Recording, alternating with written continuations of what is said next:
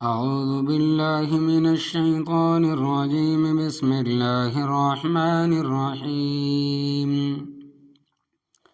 يسألونك عن الشهر الحرام قتال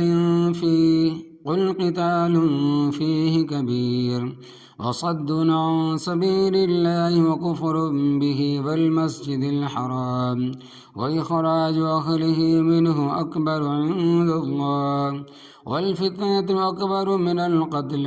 ولا يزالون يقاتلونكم حتى يردوكم عن دينكم إن استطاعوا ومن يرتد منكم عن دينه فيمت وهو كافر فأولئك حبطت أعمالهم في الدنيا والآخرة وأولئك أصحاب النار هم فيها خالدون. إن الذين آمنوا والذين هاجروا وجاهدوا في سبيل الله أولئك يرجون رحمة الله والله غفور رحيم. ترجمہ: یسألونکا سوال کرتے ہیں آپ سے عن الشہر الحرامی عزت والے مہینے کے بارے میں، قتال فیہ کہ اس مہینے میں لڑنا کیسا ہے،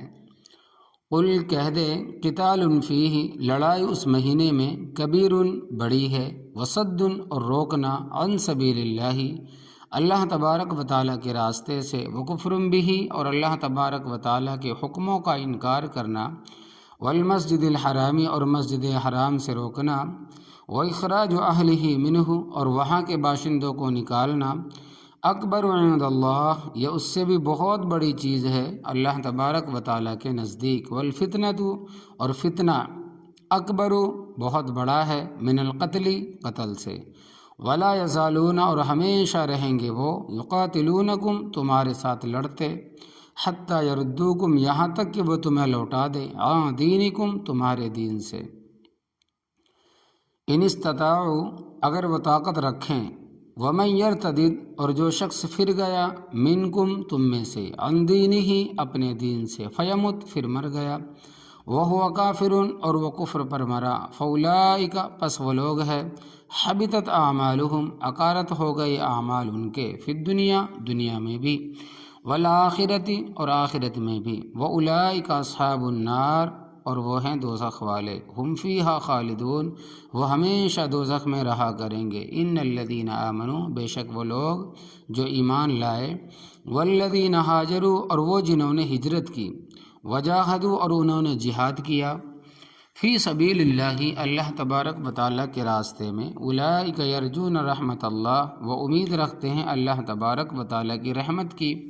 واللہ غفور الرحیم اور اللہ تبارک و تعالیٰ بخشنے والا مہربان ہے۔ حرمت کے مہینے میں لڑائی۔ حضرت صلی اللہ علیہ وسلم کو ایک علاقے کے بارے میں خبر ملی کہ وہاں کے کفار آس پاس کے مسلمانوں کو اسلام سے پھیرنے کے لیے بڑا تشدد کر رہے ہیں، تو حضرت صلی اللہ علیہ وسلم اپنے پھوپھی زاد بھائی عبداللہ ابن حجش رضی اللہ تعالیٰ عنہ کو امیر لشکر بنایا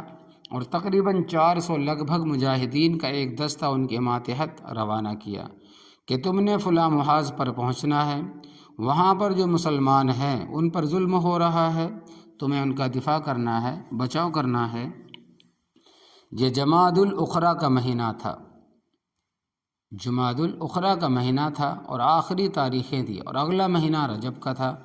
رجب کے مہینے میں لڑائی منع ہوتی تھی، اور یہ بات حضرت ابراہیم علیہ السلام کے دور سے چلی آ رہی تھی۔ ذوالقعدہ،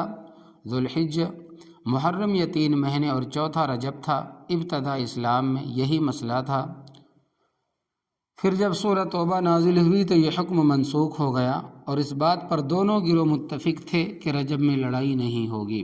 عبداللہ ابن حجش رضی اللہ تعالی عنہ اور ان کے ساتھیوں نے حالات کا جائزہ لیا۔ جب اس بات کا کافروں کو علم ہوا تو ان کے جذبات مشتعل ہو گئے، یہ کون ہوتے ہیں ہمارے معاملات میں مداخلت کرنے والے، ہم پر اپنا حکم نافذ کرنے والے، تو انہوں نے لڑائی شروع کر دی۔ مسلمان دستے نے بھی اپنا دفاع کیا۔ ابن حضرمی کافروں کا سردار تھا، وہ مسلمانوں کے ہاتھوں مارا گیا۔ اس سے کفار کے جذبات اور زیادہ بھڑک اٹھے۔ مسلمانوں نے یہ سمجھا کہ یہ جمادی الاخری کا آخری دن ہے اور 30ویں تاریخ ہے، اس میں ہم لڑ رہے ہیں، لیکن اتفاقاً وہ یکم رجب نکلی۔ تو کافروں کو اور تو کچھ نہ ملا، انہوں نے یہ پروپگنڈا شروع کر دیا کہ دیکھو مسلمانوں نے رجب کے مہینے میں لڑائی کی ہے۔ یہ پروپگنڈا انہوں نے اتنا کیا کہ لوگوں کے جذبات بہت بھڑکا دیے۔ مسلمان بھی اپنی جگہ نادم ہوئے کہ ہم نے تو یہ سمجھا تھا کہ جمادی الاخری کا آخری دن ہے، لیکن چاند 29 کا نکلا، 30 کا نہ ہوا۔ تو اس سلسلے میں انہوں نے حضور اقدس صلی اللہ علیہ وسلم سے دریافت کیا کہ حضرت اب ہماری کیا پوزیشن ہے، کیا اس پر ہماری کوئی گرفت تو نہ ہوگی، یعنی ہماری کوئی پکڑ تو نہ ہوگی۔ اللہ تبارک و تعالیٰ اس کا جواب دیتے ہیں کہ یسألونک، یہ تمہارے ساتھی صحابہ کرام رضی اللہ عنہم آپ سے سوال کرتے ہیں، عن الشہر الحرام قتال فیہ، عزت والے مہینے میں لڑائی کا کیا حکم ہے؟ قل، آپ ان کو جواب دیں، قتال فیہ کبیر، کہ عزت والے مہینے میں لڑنا بہت بڑا گناہ ہے، لیکن تصویر کا دوسرا رخ بھی تو دیکھو کہ وصد عن سبیل اللہ، اللہ تبارک و تعالیٰ کے راستے میں لوگوں کو روکنا، ایمان سے روکنا۔ یہ کافر مسلمانوں کو ایمان سے روکتے ہیں، وکفر بہ، اور اللہ تبارک و تعالیٰ کے احکام کا صریح انکار کرنا، والشہر الحرامی، اور مسجد حرام سے روکنا، کیونکہ ان لوگوں نے مسجد حرام سے ذوالقعدہ کے مہینے میں روکا تھا حدیبیہ کے سلسلے میں، وَإِخْرَاجُ أَهْلِهِ مِنْهُ، اور حرم کے لوگوں کو، مکہ کے رہنے والوں کو مکہ مکرمہ سے نکال دینا۔ اکبر عند اللہ، یہ چیزیں بھی اللہ تبارک و تعالیٰ کے یہاں بہت بڑی ہے، وہ فی نفسہ، بہت بڑی ہے۔ اب یہ لوگ ان مہینوں میں مومنوں کو اللہ تبارک و تعالیٰ کے راستے سے روکتے بھی ہیں اور اللہ تبارک و تعالیٰ کے حکموں کا انکار بھی کرتے ہیں۔ انہی مہینوں میں انہوں نے مہاجرین کو ہجرت پر مجبور کیا، یہ بھی تو سارے گناہ کے کام ہیں۔ اور اگر یہ سارے کام انہی مہینوں میں کر سکتے ہیں، اگر یہ سارے کام ان مہینوں میں کر سکتے ہیں تو ان کو کیا حق ہے کہ اعتراض کریں؟ بے شک شہر حرام میں لڑائی بہت بڑی بات ہے، لیکن اس کے مقابلے میں یہ کام ان سے کافی بڑے ہیں، تو ان کو اپنی آنکھوں کا شہ تیر نظر نہیں آتا اور دوسروں کی آنکھ کا تنکا ان کو نظر آ جاتا ہے۔ ان کو اپنی طرف بھی خیال کرنا چاہیے کہ انہی مہینوں میں ہم اللہ تبارک و تعالیٰ کے راستہ سے لوگوں کو روکتے ہیں، انہی مہینوں میں ہم نے عمرہ نہیں کرنے دیا، انہی مہینوں میں ہم نے لوگوں کو یہاں سے نکالا، یہ اپنا گناہ کیوں نہیں دیکھتے؟ اگر ان سے غلطی سے لڑائی ہو گئی ہے تو اس کو اتنا اچھال رہے ہیں اور خود جان بوجھ کر سب کچھ کر سکتے ہیں۔ شرک قتل سے بڑا گناہ، والفتنۃ اکبر من القتل، خازن رحمۃ اللہ علیہ وغیرہ فرماتے ہیں کہ فتنے سے مراد شرک ہے، شرک قتل سے بھی بڑا گناہ ہے، اور یہ ان مہینوں میں شرک بھی کرتے ہیں، ان کو یہ نظر نہیں آتا، دوسروں پر اعتراض کرتے ہیں کہ جی رجب کے مہینے میں آدمی قتل کر دیا ہے۔ حدیث پاک میں آتا ہے کہ حضرت صلی اللہ علیہ وسلم نے ارشاد فرمایا کہ ابصر الناس، لوگوں میں زیادہ آنکھوں والا، دیکھنے والا وہ ہے جو اپنے عیبوں کو دیکھے اور لوگوں کے عیبوں سے آنکھیں بند کر لے۔ ابصر الناس من نظر عیوبہ وغمز عیوب غیرہ، لوگوں میں سے زیادہ دیکھنے والا وہ آدمی ہے جو اپنے عیب دیکھیں اور دوسرے کے عیبوں کی طرف نہ دیکھے، اور نادان احمق آدمی وہ ہے جو اپنے گناہ نہیں دیکھتا اور دوسرے کے گناہوں کی فہرست بنائے رکھتا ہے، فلاں میں یہ عیب ہے، فلاں میں یہ عیب ہے۔ تو فرمائے کہ والفتنۃ اکبر من القتل، فتنہ قتل سے بھی بہت بڑا گناہ ہے۔ تو اس واسطے کہ اگر کوئی مسلمان دوسرے مسلمان کو قتل کرتا ہے تو یہ بہت بڑا گناہ ہے، اور قتل کو حلال نہیں سمجھنا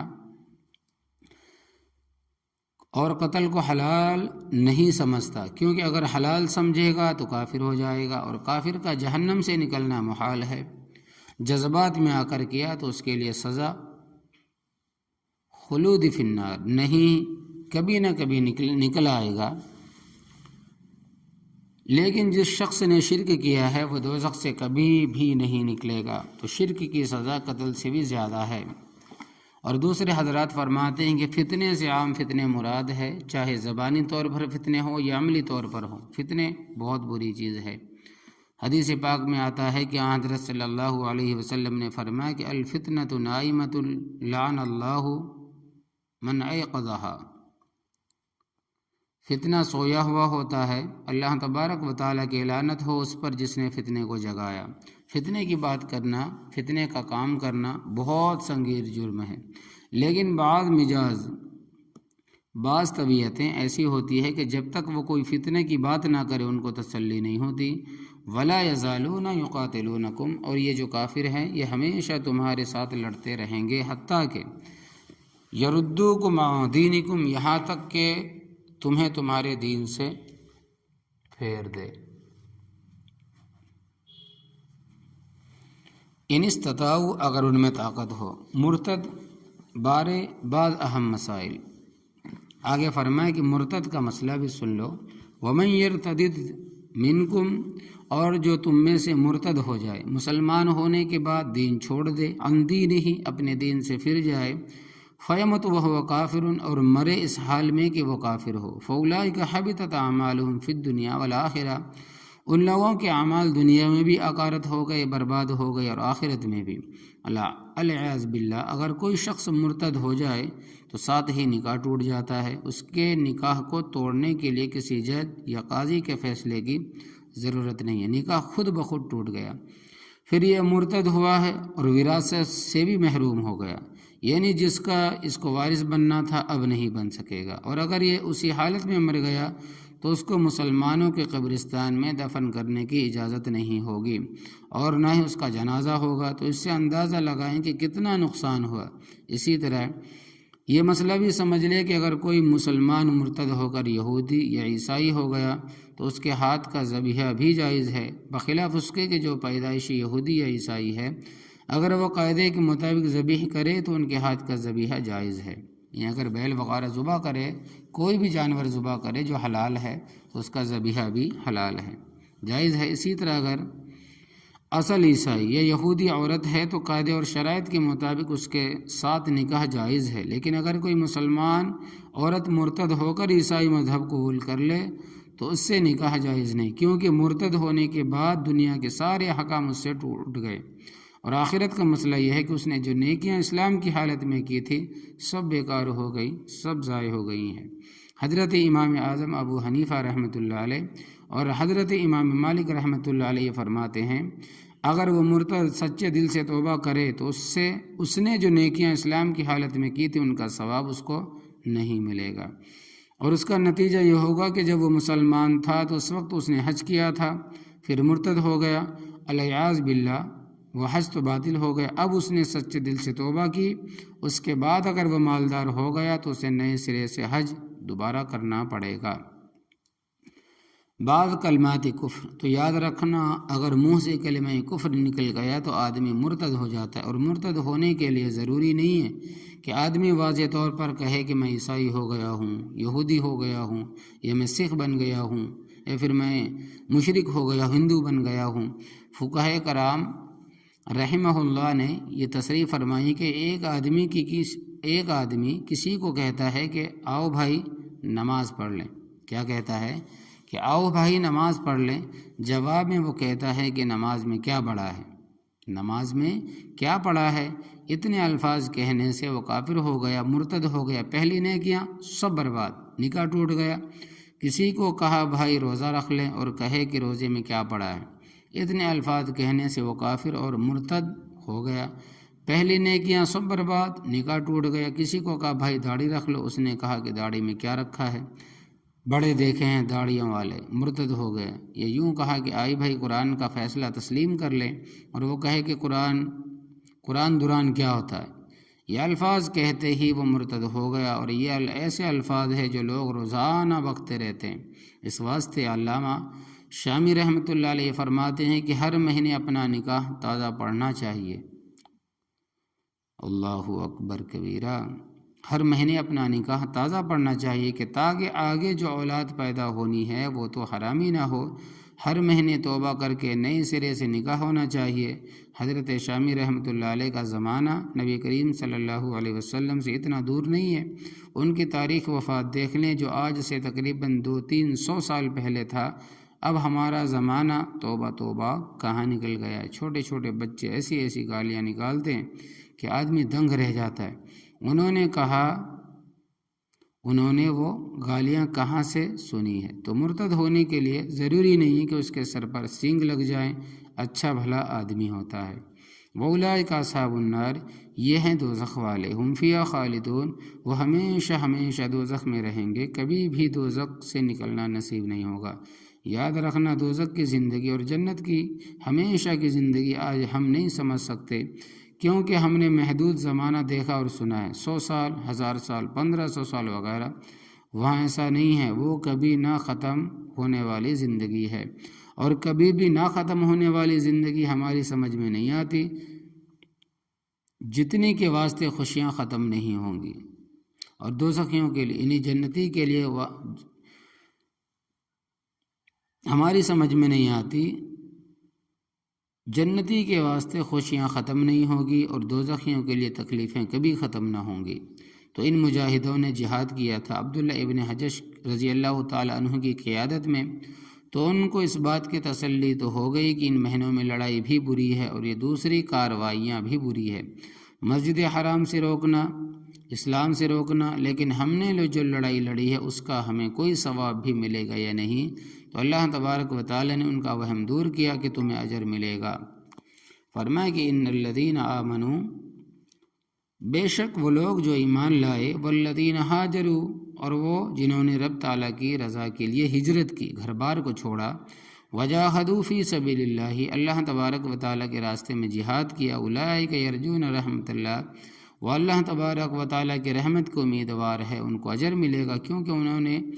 دیدہ دانستہ نہیں کیا، غلط فہمی کا شکار ہوئے، انہوں نے یہ سمجھا کہ یہ جمادی الاخر کا 30واں دن ہے، مگر تھی یکم رجب، تو انہوں نے قصداً ایسا نہیں کیا، جان بوجھ کر نہیں کیا، ان کو رب تعالیٰ نے جہاد کا اجر و ثواب عطا فرمائیں گے۔ واللہ غفور الرحیم، جو غلطی دانستہ ہوتی ہے رب تعالیٰ اس کو معاف فرما دیتے، اور دیدہ دانستہ بھی کرے اور رب تعالیٰ سے سچے دل سے توبہ کرے تو وہ بھی رب معاف کر دیتا ہے۔ تو فرمائے کہ تمہاری غلطی واقعتاً غلطی تھی، لیکن تھی نادانستہ، تمہیں اجر بھی ملے گا، اللہ تبارک و تعالیٰ تمہیں بخشے گا بھی۔ کافروں کو اعتراض کا کوئی حق نہیں ہے، وہ ان مہینوں میں تمہارے کاموں سے بڑے بڑے کام کرتے ہیں، انہیں اپنے گریبان میں بھی منہ ڈال کر دیکھنا چاہیے کہ وہ کیا کرتے ہیں۔ اللہ عمل کی توفیق عطا فرمائے، آمین یا رب العالمین۔